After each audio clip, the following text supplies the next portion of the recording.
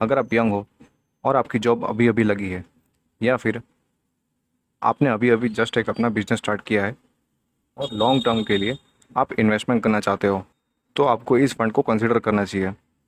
आज मैं बात करने वाला हूँ एक्सिस स्मॉल कैप फंड के बारे में। इस फंड की हम पूरी डिटेल में चर्चा करेंगे।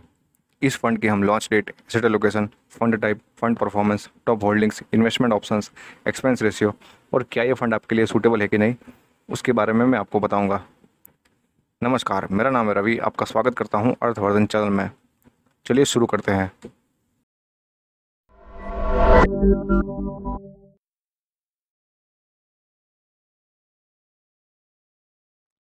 स्मॉल कैप फंड ऐसा फंड होता है जिसमें स्मॉल कैप कैटेगरी के स्टॉक्स को शामिल किया जाता है। ऐसे स्टॉक्स जिनका मार्केट कैप 5000 करोड़ से भी कम है, उन्हें कहते हैं स्मॉल कैप कैटेगरी के स्टॉक्स। इस फंड में मिनिमम 65% स्मॉल कैप कैटेगरी के स्टॉक्स को शामिल किया जाता है।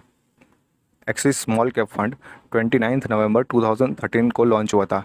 इस फंड का साइज़ है 7095 करोड़ का। ये एक एक्टिव फंड है और इस फंड का एग्जिट लोड है 1%।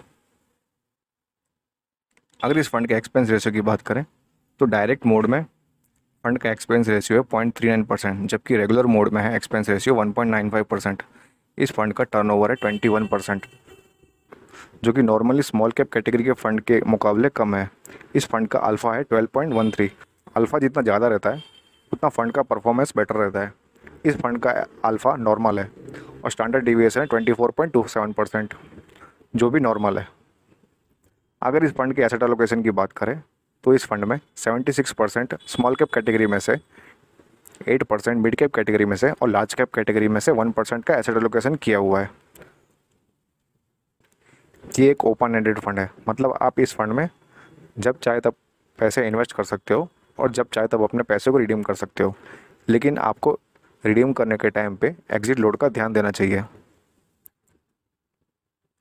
इस फंड के परफॉर्मेंस की बात करें तो इस फंड ने एक साल में 77.38% का रिटर्न दिया है, 3 साल में 13.76, 5 साल में 23.34, 7 साल में 20.71 और ये फंड जब से लॉन्च हुआ है तब से 27.19% का कंसिस्टेंट रिटर्न दे रहा है, जो कि बहुत ही शानदार रिटर्न है।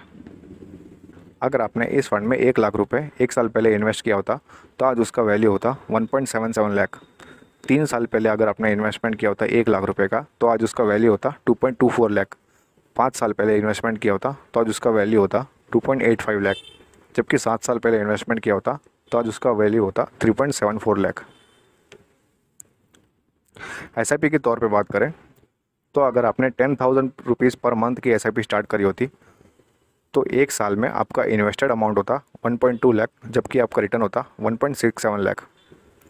3 साल पहले अगर आपने इन्वेस्टमेंट स्टार्ट किया होता तो उसका इन्वेस्टेड अमाउंट रहता 3.6 लाख और रिटर्न होता 6.85 लाख। 5 साल पहले इन्वेस्टेड अमाउंट होता 6 लाख, जबकि आपका रिटर्न होता 12.74 लाख। और अगर आपने 7 साल पहले अपना इन्वेस्टमेंट स्टार्ट किया होता तो इन्वेस्टेड अमाउंट होता 8.4 लाख, जबकि आपका रिटर्न होता 20.64 लाख, जो कि आप ग्राफ में भी देख सकते हो। इस फंड के सेक्टर होल्डिंग की बात करें तो कंस्ट्रक्शन सेक्टर में 20.89%, टेक्नोलॉजी सेक्टर में 15.01%, केमिकल सेक्टर में 13.54%, एफएमसीजी सेक्टर में 10.6%, फाइनेंशियल सेक्टर में 8.25% और हेल्थ केयर सेक्टर में 8.13% का एसेट एलोकेशन किया हुआ है।